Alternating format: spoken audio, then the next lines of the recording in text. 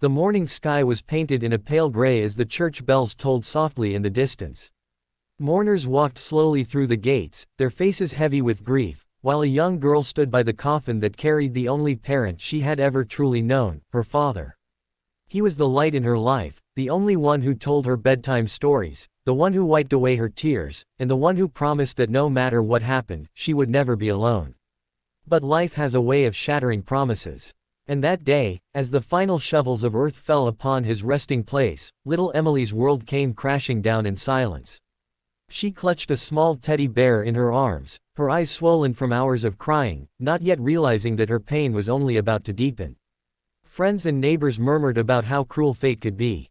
But standing just a few feet behind her, with a cold smile and impatient eyes, was her stepmother.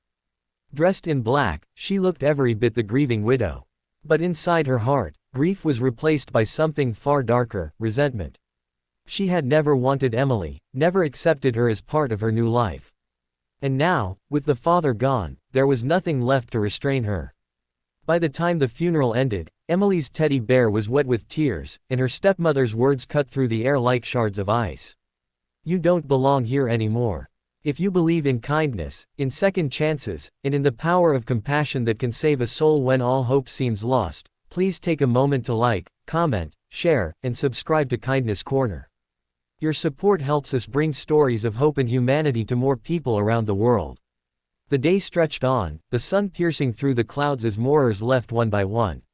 Emily, dressed in a plain cream dress that looked oversized on her fragile body, was dragged back to the large house where she had once known comfort.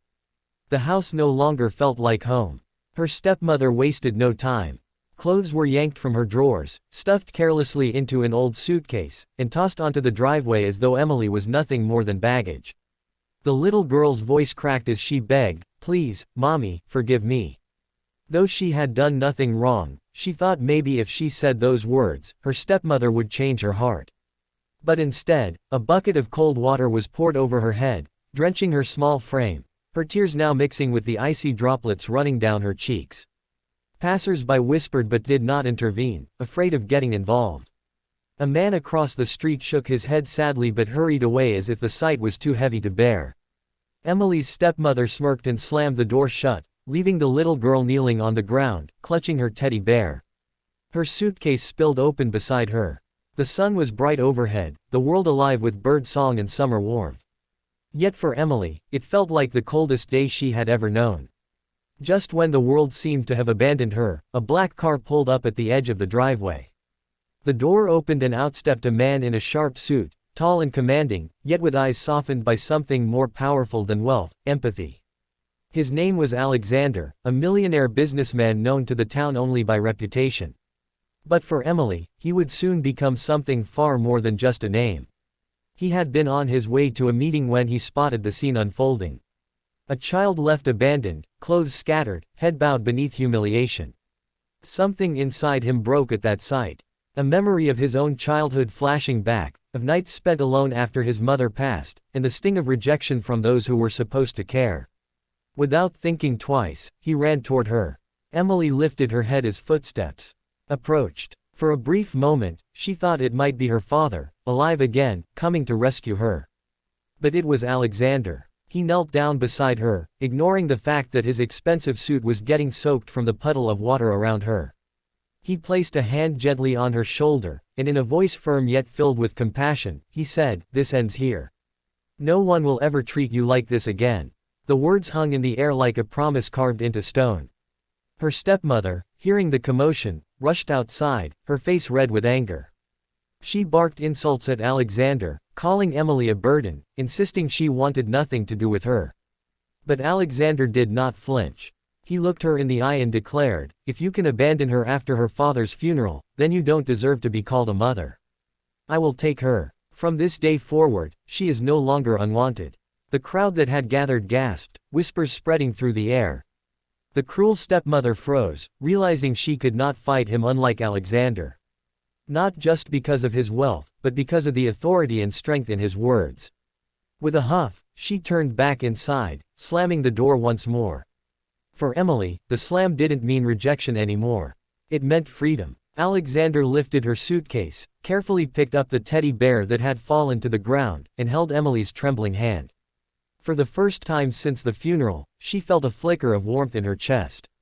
The two of them walked toward the car away from the house that had turned into a prison of cruelty.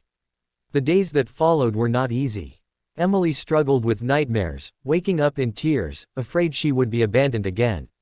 Alexander stayed patient. He hired tutors, gave her the best clothes, but more importantly, he gave her time, attention, and love. He would sit beside her when she was afraid, read her stories at night, and remind her every day that she was wanted. Slowly, her laughter returned. Her eyes began to shine again, and the child who once wept on the driveway learned to smile without fear. The town that had once looked away began to notice. They whispered not about cruelty anymore, but about compassion. They saw how Alexander, despite all his wealth, valued kindness above everything else. They saw how Emily, once discarded, blossomed into a symbol of resilience and hope. Months later, on a bright afternoon, Emily placed flowers on her father's grave. She whispered softly, telling him not to worry, that she was safe now.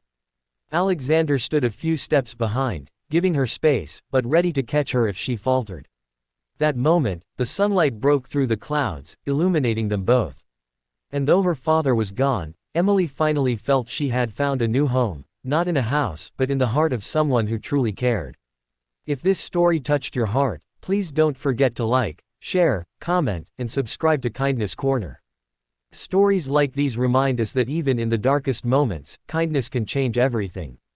Before we end, we have a special request. Please leave a comment below and tell us what kindness means to you. Your words might inspire someone else who needs hope today.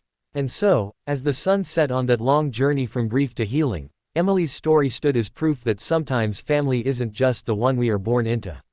It's the one we find when love steps in, even when we least expect it.